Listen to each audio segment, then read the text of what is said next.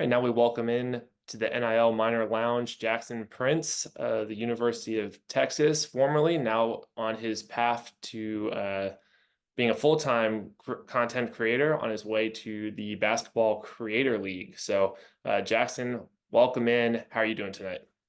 Hey, man, I'm doing good. Thank you for having me. Of course, of course. Jackson, your story is really unique and interesting.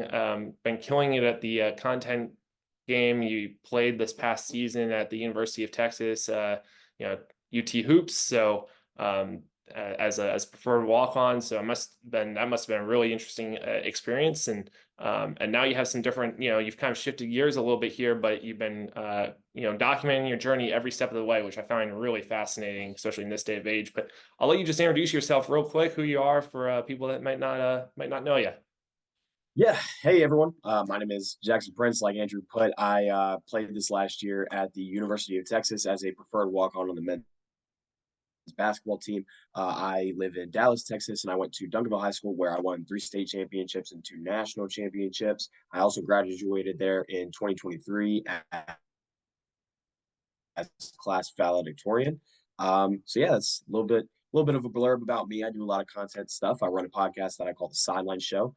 So yeah, Andrew, I appreciate you having me on. Yeah, absolutely. So let's dive a little bit into it because right there, I was really curious about your experience at Duncanville. Seems like it gave you a great launching pad, both basketball and media wise, for this new era. First, let's just talk about hoops. What made you fall in love with basketball? Kind of what made that your your sport? What do you love most about it? Yeah, for sure. So initially, I was born in Nashville, Tennessee, and I actually ended up moving to South Texas in a city called McAllen, Mhm. where basketball itself is not very big there. It's not like there's a plethora of NBA talent walking out of the valley. But, my dad was always a big proponent of me trying all these different sports. And I started off with soccer. And then, I kind of told him, hey, I want to play basketball, just kind of see what that's about. And the Boys and Girls Club was like a huge thing down there. If you're a kid in the valley, you're playing in the Boys and Girls Club. So, my first game, I actually dribbled the ball up, did kind of a little spin move, a Walmart version of a spin move on a guy, and I had a floater at the buzzer to win the game, and that was my first basketball game. And that it set an unrealistic expectation for what basketball was, but it was a great introduction to the game. And from there, I started taking it pretty seriously. That was when I was 7. When I was 9, I kind of told my dad, I want to play college basketball. I want to go to the NBA, and I want to do this seriously. I want to do this right. And I fell in love with it. Got connected with an amazing group of trainers down there. One specifically by the name of Jesse Pistacacci, who he was a junior in high school at the time, and he kind of told me, "Hey, man, if you're really interested in taking this basketball thing serious, you need to move to Dallas." I was like, "Okay, well, what's in Dallas?" He's like, "Well, I play on this team called Mo Williams Elite, so let's go up there. We play this weekend, and just come watch. You'll understand within 5 minutes of being in Dallas why it's different." I'm like, okay, cool. We had never been to Dallas, knew nothing about the city, but me and my dad hopped in the car and we went. And I got to watch him play with Emmanuel Mudiay and Wow. Terrence Ferguson and Mark Vidal. And like Okay. this was my introduction to Dallas high school basketball, was watching these guys. And he was telling me about how he played with Mike Miles and Mickey Mitchell and all these just really big names at the time who had came out of Dallas in those years. And, within 6 months, me and my dad were packing it up and we were moving up to Dallas. Wow. So you moved to Dallas basically solely for basketball to, hey, this is where we need to go. And you moved based on, it's a basketball decision, but it wasn't just by chance that, your dad moved for work or something like, Yeah. how people move and everything like that. But Yeah. So, I mean, there was a number of different factors. gotcha. Especially in recent years, the Valley isn't very safe. It's not as safe as it used to be. There's a heavy crime right down there, and some of my family had to experience that. So it was already a Yeah. decision that we were looking at making. But yeah, I mean, honestly, it was a God thing. It was a you know huge blessing that I actually met Jesse. And yeah, no, once we moved up to Dallas, it was. I mean, that's actually why my dad got a job at Duncanville teaching AP Physics, was because Duncanville had 7 gyms. So we always knew that we were going to get gym time somehow, some way. And, we were putting tissues in the doors so that way we could get up there 2, 3 o'clock in the No morning. 'Cause, way. Really? yeah, no, it was, it, I'm an expert at getting into gyms. So Wow. So you put tissues so the doors didn't lock and close? oh, yeah, tissues, broken pencils, erasers, whatever we could find. It was just something to keep the door from closing all the Yeah. way. And we'd be up there 5, 6 o'clock in the morning. Oh my gosh, just getting shots up. Just getting Oh shots yeah. up. That's I mean, I must have shot maybe 5 million shots up at Duncanville from the time yeah. I was 10 to now, and I'm turning 21 this month. It's crazy. Yeah. Right. Right. So what is it about Duncanville specifically that made you guys such a powerhouse? Obviously, very large school in Dallas, but something about it because you guys have racked up state championships and national titles. I don't even know how you determine the national champion in high school hoops, but what made you guys such a power? Man, initially, Coach Peavy, he's by far the best coach I've ever played for. Um, the best motivator I think I've ever come across. He's not a big X's and O's guy, but he's just an incredible basketball player or basketball coach and an incredible leader because everyone just wants to buy into him. And he has a way of taking some of the best players in the area and figuring out ways to make them better. And he got us all to work with each other. We put our egos to the side for the most part. And, obviously the talent was there. You can't have the top team in the country if the talent's not there. Hmm. So, you know, I would be lying if I said I was ever the best player in the gym at Duncanville. I was not. I had the pleasure of playing with Ron Holland and Anthony Black, who were both NBA lottery picks. Ron Holland was just drafted at number 5. AB was drafted at number 6 in the Yeah. previous draft. And, as well as other guys, Ashton Hardaway, KJ Lewis. So the talent was there, the buy in was there, and we all just wanted to win. So, And when you did, it was like some absurd record, like 123-8 over your some career it was there. over my 4-year career, that sounds about right. Yeah. And throughout my junior, yeah, I mean, we had 3 seasons in a row where we only lost one game each season. So yeah, Dang, we dang. never got that undefeated season, unfortunately, but we came close 3 times. What was it? What was so hard about getting the undefeated? Because obviously you won what three state titles, and Yep. one season was postponed because of COVID, right? Yes. So my senior year, we actually, well, my freshman year we was actually 4 state champions that year. But we knew we were going to win that one. And then my senior year, we weren't allowed to play in playoffs because of some recruiting violation things that the Uh, UIL deemed. Some issues came up on that end. Um, we would have gone 4 in a row, like sure. in my class, but they actually won the year before I got to Duncanville when I A was in little bit 8th grade. before, right? Yeah. Yeah. So no, I mean the track record was already there. It was a proven method, and we just got better as the years went on. Yeah. What was it about that program as a high school program that prepared you to take the next step and get to Texas? I know you committed pretty early on. Was that something that you always knew you wanted to go to Texas, and what kind of helped prepare you to get there? Yeah. So Duncanville specifically, the culture and the intensity, I think, were you know being in that environment. I had no choice but to get better. Like Mm, I said, I was never the best player in the gym.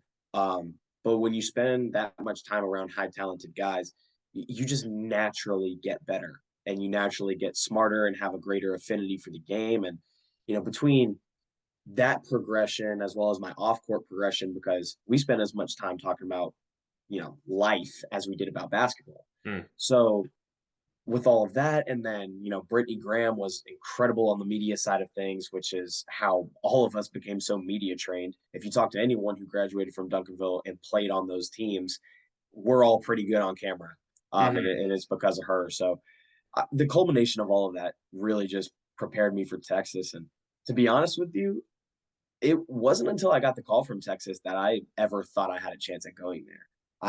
My dad was asking me what schools I wanted to go to, and I was like, man, I really want to go to Rice. Great basketball program, really high academic school. I thought I could I could fit in there really well. Mm. Um, and Power Five was something I stopped thinking about after I'd say my 16U summer. It was kind of something I stopped thinking about, but Chris Beard called Coach Peavy, and Peavy called me, and that was an incredible conversation, and just really changed my life. Can you peel the curtain back a little bit on what that conversation was like? Where were you? Like did that just come out of the blue, or did your Coach PB kind of was like, hey, like I might have something for you, or was it just totally spontaneous? Like how did that all go down? It was completely out of the blue, man. I had no idea. So I was at home, and I think this was 2 weeks after we won our state championship my junior year. So I was already on a high, and at this point, I'm locked in on my academics. I was actually in the process of doing calculus homework, and I get the call from Coach Peavy, and he's like, "Jack, what are you doing?" "Nothing, Coach. Just doing some homework. What's up?" And and see, I knew something was a little funny because Coach Peavy FaceTimed me. Now he's old school. He does not FaceTime. That's not something that he does. That might be the only time I've ever FaceTimed with Coach Peavy. But so he FaceTimes me, and he he's like, "Yeah, man, talk to Chris Beard down in Texas." And in my head, I'm like, "What does this have to do with me? Like, what's the what's the punchline here?"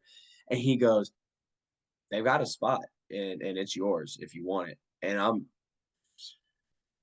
and in there's actually a video that got posted on Twitter. It has The something like 20 FaceTime. million impressions. Yeah. And because Britt was at Peavy's house recording this phone call, and she Oh, posted it. And yeah, so it was just I was just shocked. Like I just didn't know what to say. And I had put in all of this work, and um, I hung up the phone, went in there, and I told my dad, and it was just this incredible, like, honestly, relief. It was a relief moment because I didn't know what kind of player, what type of school I could go to. mhm. Um, and after getting that call, we were just ecstatic. Yeah. No, that's incredible. That's an incredible story. Calculus homework can wait. Got an opportunity to go play for Texas. Yeah, it waited that night. Yeah, For sure, for sure.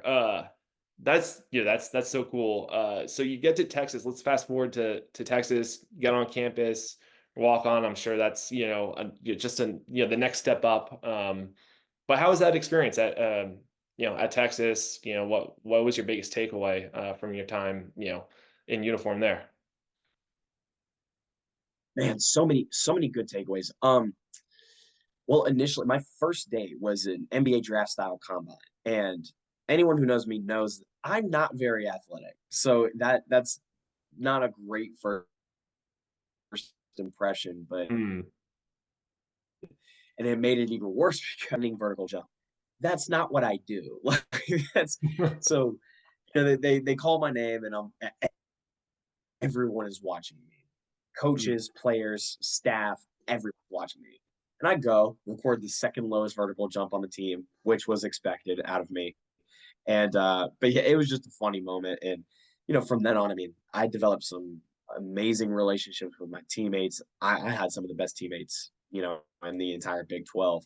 And just learned a lot about the business side of basketball, the business side of college athletics, and that's exactly what it is. It's a business. TV schedules run everything. The where the money goes is how decisions get made, and so I really was blessed to learn a lot about that.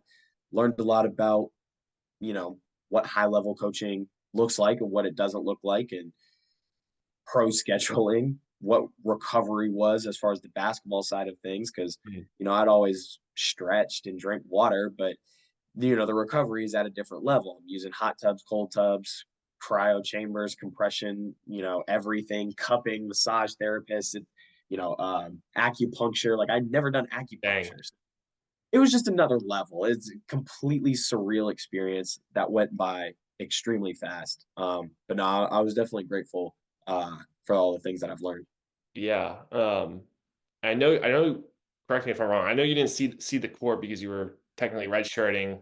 But kind of what goes through your a walk-on's head when you're trying to maneuver and position yourself to to get in the game and get minutes at at the end. I know a lot of people think like, oh, okay, well, if you're blowing someone out, like you can get the walk-ons in or the people on the bench in, but what goes into that? Because even to get a couple minutes there as a walk-on, I'm sure is a very calculated process.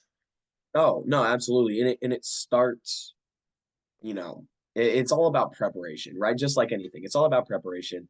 And, you know, it, among athletes, it's a known thing that you can't get put on the court unless your coach trusts you, right? So, Mhm. and that trust is built, even before day one of stepping on campus, right? Because these coaches already know who you are. So, you got to develop that trust in your coaches. And yeah, I redshirted, but my closest friend when I was down there, Preston Clark, he had redshirted the year before me, and when he got in the games, it felt like I was getting in the games, and I Mm. was super excited for him. And man, he deserved the couple minutes that season that he got and everything. Yeah.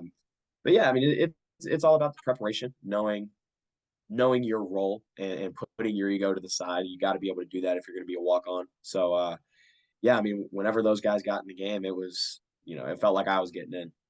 Yeah, so I think preparation is a great segue to talk about, the content, the business side of hoops. What goes into your preparation for creating, the sideline show, your podcasts, keeping up to date with Instagram, everything like that. What's that preparation look like from your standpoint? Yeah, so I post roughly 6 to 12 times a week, I would say. Mm. So yeah, I mean, there's definitely a lot of preparation. I always have my phone out. I'm always recording. Um, so there's a lot of preparation in it because I have to talk about, or I have to plan really when I'm going to post, what I'm going to post, how I want it to look, Hmm. and honestly, that process has evolved a lot. It used to just be I would get an idea in my head and I would just put it out there. And my motto with all of the content stuff is done is better than perfect.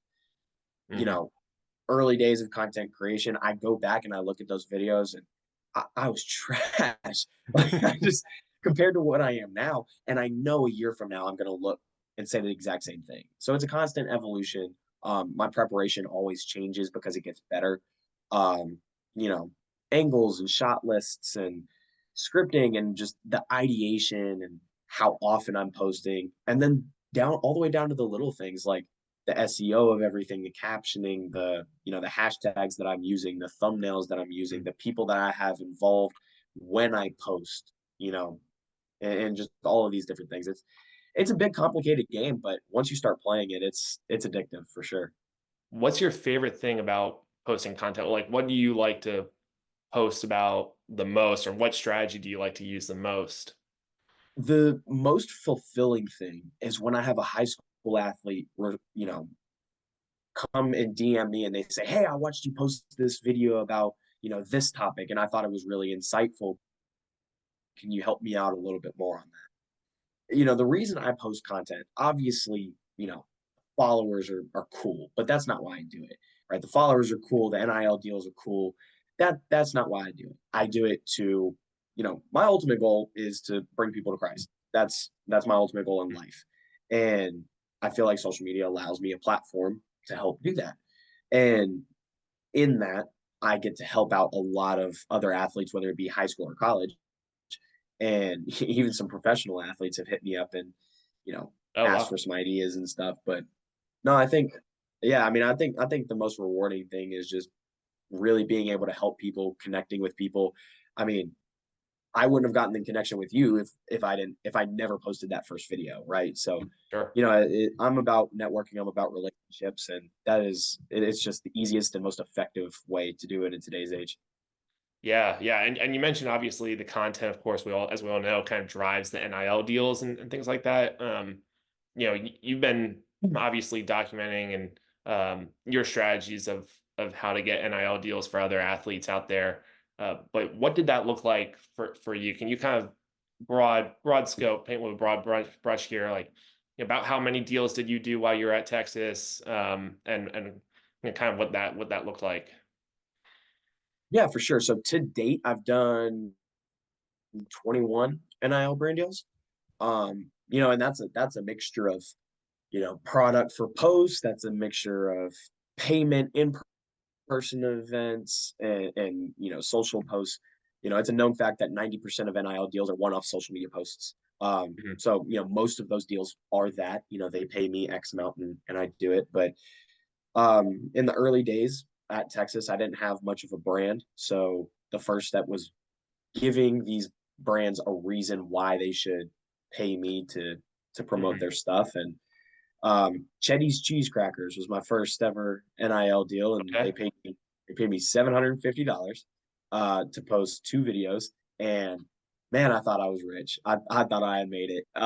It was an awesome experience, and those early days, I didn't care about the money. It was never about the money. It was about honestly the reps Mhm. and learning how to read over a contract, learning how to negotiate the deal, and learning how to actually build relationships with these corporate people, because relationships matter, especially in the game that I'm playing. So, yeah, I mean, for anyone who's like interested in that, it's all about what you're doing from the jump.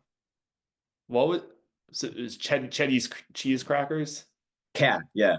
Nice. How did that how did that agreement come to, fruition? Was that you just reaching out to them, or how did that kind of, happen? Yeah, so they actually reached out to me, and at the time, my strategy was, I was going to send out 50 emails or DMs a week to Mhm. multiple different brands, and a lot of times I would make multiple points of contact, Okay. within the same brand. But Chetty's actually came to me, and at the time, I think I only had like 3,500 followers, maybe, so not a lot. And Oh, they came to me and they were like, "Hey, we want you to do this." Like, great, that was easy. So had the contract read through and signed within 24 hours, and I had the content recorded within, I'd say, 36 hours. It was already done and posted. that's awesome. So 21 different brand deals. Sure, there's a lot of lessons to be learned along the way from, like you said, prospecting to contract review to just the type of contract content that you're posting. Looking back on it, what was like the biggest, mistake? Maybe not a huge mistake, but something that you wish you could have done differently, or that you would do differently, if you had a chance. That was a big Man, lesson for you. undervaluing myself. Honestly, it's Mm. I didn't understand what the numbers could have looked like. Um, I mean, I know people who have less than 5,000 followers who, they make 5 figures a year in NIL, and that's not collective. That's all brand deals. So, that, and like I had to go get these on my own. I don't have an agent, so I went and got all these brand deals on my own, and uh, um, yeah. So I mean, it was that undervaluing myself, settling for less money than what I was worth at the time. I don't do that anymore, but that was definitely I would say, a pretty significant mistake during my first, I'd say, 10 to 12 brand deals, just undervaluing myself. Gotcha, gotcha. Like not going back to the table and trying to negotiate for more different terms type thing as part of the undervaluing. Yeah, Yeah. just being okay with the first number that they throw out, Mm. and now I have a pretty set baseline to where if a brand comes out to me and the number's less than, I tell them, hey, I can't do it unless it's this much, because this is what I'm worth. And a lot of Mhm. brands respect that, honestly. And I've turned down, I'd say, I'd I'd turn down just as many deals as I've gotten. Deals that paid, what a lot of people would say is pretty decent money. But if a brand is not going to value me, then we're just not a good fit. Yeah, no, that makes perfect sense. I think, a lot of people learn that business lesson as time goes on. Try to find the clients that, you know pay pay you the what you're worth, and instead of the clients that try to nickel and dime you type thing. Um, Absolutely. So yeah, that makes a lot of sense. You mentioned, of course, I think there are two types of different deals, NIL deals, in this age that we're living in. There's the brand deals where you're working directly with the brand. I think that's what a lot of people kind of refer to as true NIL or real NIL. Um, Right. type thing. But I'm interested, what was your experience like with the Texas Collective, while you were there, if at all? Yeah, so really, as far as direct experience, not much. But I actually did become pretty close with the president of the Texas One Fund. Huge basketball guy. Will Smith. That's that's my guy, and he spent a lot of time with the basketball team. I got to actually go over to his house and spend some time with him, and between him and another friend of the program, Charles Attal, just spent a lot of time talking with them, and got them to kind of believe in what I was doing, and now that's a connection that I'll have for the rest of my life, and they're just as much friends as they are business connections. So yeah, as far as working with the collective on like the paid side of things, no real experience, but I mean, you know this. I'm a go-getter when it comes to relationship building. Yeah, no, definitely. So it sounds like, not too many deal, because I think a lot of some of the perceptions out there is that collectives are just giving everybody on the basketball or football team, you know, $20,000, $50,000 deals Yeah. for being there. Of course, it could vary, right? By position and whatnot, but it doesn't seem like maybe that's really, that wasn't the case for your experience, right? Yeah, so no, not at Texas, and a huge part of that does have to do with the coach. I will say that our coaching staff wasn't huge on making sure that everyone ate at the table when it came to NIL. Obviously, the top guys are going to get paid, and they should. Sure. But we had a lot of as far as outside of collective money, or well, including collective money, I was probably out of a team of 16 guys, I think I was the ninth or 10th highest earner. And that was all off of brand deals, and I was competing with two of the collective guys, on as far as financials and everything. But yeah, I mean, it's, not everyone got to eat as far as from the collective. But not every school is like that. That varies with coaching staff. That varies with school, how much resources that a school has, and I mean, Yeah. Texas definitely. Yeah, I got a lot of resources at Texas. So no, that's interesting. You're the ninth or tenth highest on the team. Is that what you said? But you got all your deal. You sourced all your deals yourself, basically. Oh yeah, yeah. Yeah. So no, nobody was bringing you, feeding you deals from the collective side of the house, or an agent feeding you deals. I only reiterate that to say it can be done, right? Oh no, no, absolutely, and it's that's definitely. I don't want to take anything away from the effort that I actually put in, because it wasn't easy, especially in the early days. A lot of brands would read my emails or read my DMs and just not respond. Sure. Um, and that's going to happen, A lot of right? rejection. Yeah, a lot of rejection, but I turned it into a game of no's, and I understood that it's a volume game. You just have to make multiple points of contact with 1,000 different brands, and eventually you're going to get a bunch of yeses. So as Mhm. for every no that I got, I would just tally it in my mind, and I would just play the game to see how many no's I could get before I got a yes. And eventually those no's got a lot smaller. Yeah. Do you So, know what that answer was, or how many no's did you get before you got a yes?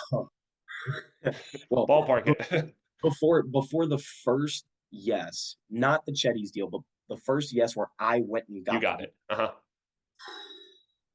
it was like 23 no's before Wow. before I got a yes, and Mhm. then 23 became 20, and then 18, and Yeah. then 13, and 5, and so you get exponentially better at the game as you play.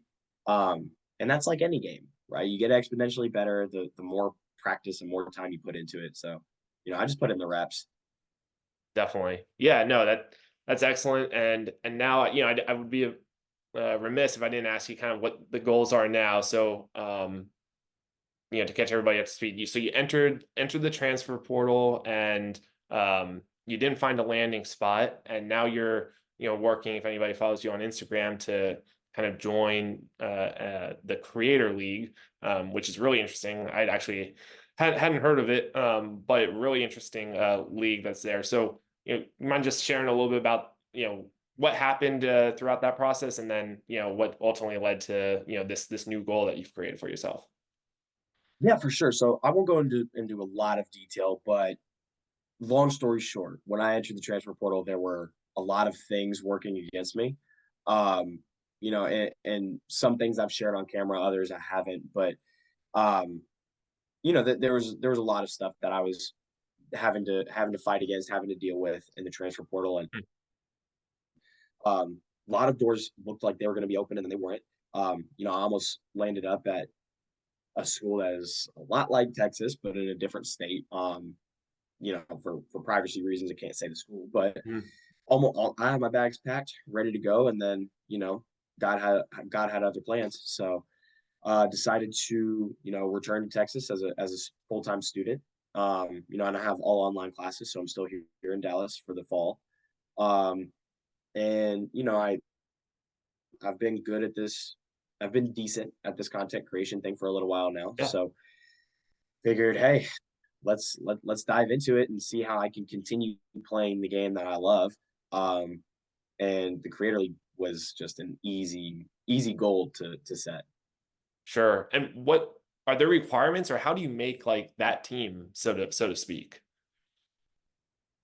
It's tough. There's a big barrier to entry for sure. Mhm. And for me, there's no set qualifications, but you have to have a big following, Sure. obviously. So for me, that goal, given that I have experience playing basketball at a high level, the goal for me is 120,000 followers, which is a little less than double where I'm at now. Sure. So, you know, that you got to have a big follower count. Most of the people have, I'd say, over 150,000. Um, and a lot of these guys don't have college basketball experience. Most of them just played high school basketball and then they went full time content creation. Hmm. So, that gives me a leg up on those guys for sure. And I've already spoken to a couple people who are in charge of recruiting guys for the Creator League, and they kind of told me, hey, skill wise, no barrier to entry for you. Like, you're good enough to play for sure. But You can hang. yeah, but what we want to see is, how can you develop a YouTube channel, right? How big can you get your socials? These are the types of things that you should be posting for us to go ahead and say, okay, let's bring you in, right? So, I've had a couple conversations, had some people reach out for me, and kind of see what that would look like. So, I know what the goal is now. I think I know the steps that I need to take to achieve it. So, it could happen in a couple months. It could happen in a year or two, but I'm just going to enjoy every day of the process and work towards that goal because I think it'd be so much fun to play in it. Definitely, definitely. And that's definitely a league that, wants the content, creators, the influencers, etc. I can't, I need to ask, on the transferring side, did you find like a lot of schools didn't take or didn't like the fact that you're posting content so often, or was it the opposite, or Yeah. So what this was the this answer reaction is actually this answer is going to surprise some people. The people who didn't like me doing the content stuff were my coaches at Texas. Um, and that came as a shock to me, honestly, because Chris Beard, the coach that I was recruited by, unfortunately, I never got to play for him. Would Sure. have loved to play for him, but he kind of told me like, you need to do this and really take it seriously, Mm. which is a huge factor as to why I actually got into all this in the first place. Um, but he goes to Ole Miss, and I decided to stay at Texas, and I didn't know until the end that like very few people in the program actually approved of me doing it. So we just kind of parted ways, told him I was going to transfer. And after having conversations with coaches in the transfer portal, I was like, hey, a big priority for me is I need to keep being able to do this. Like, NIL is a thing. And if you guys are going to expect me to walk on, like, I have to supplement paying for school somehow. Both my parents are teachers. I have Mm. four other siblings, two of which require special needs. So it's not like I'm from a rich family. Hmm. So I got to get school paid for, and the responses to that were, yeah, we love what you're doing. Part of the reason why we want you to come here is because you're good at that. You would bring so much positive attention to the school, and we think that you can collaborate with our media team and do a lot of really good stuff. And we want you to start a podcast with the coaching staff. And like, it was just like really positive responses, and I think that it definitely surprised me, and I think it surprised Wow. most people. Wow. Yeah. Okay. Well, at least that's not the reason why, at least most of the doors were closed for you there. But um, yeah, Yeah. definitely No, interesting. I the doors were closed for a wide variety of reasons, which is why, I'm a big believer that, God's plan is better than mine. So, those doors were closed for a wide variety of reasons. So I always just attributed to it being a God thing that I'm Yeah, still here. Yeah. definitely. Jackson, thanks so much for hopping on, joining the minor lounge here and sharing your story. Where, let's get your follower count up. Where can people find you on Instagram, social media to check you out? Yeah, absolutely. So my Instagram and TikTok is Jackson Prince with no vowels. So JCKSNPRNC. And then you can find me on my YouTube where I post the Sideline Show podcast at J Prince Official. Thank you, Andrew. This was fun. Yeah, of course. Good luck. Awesome. Thanks, man.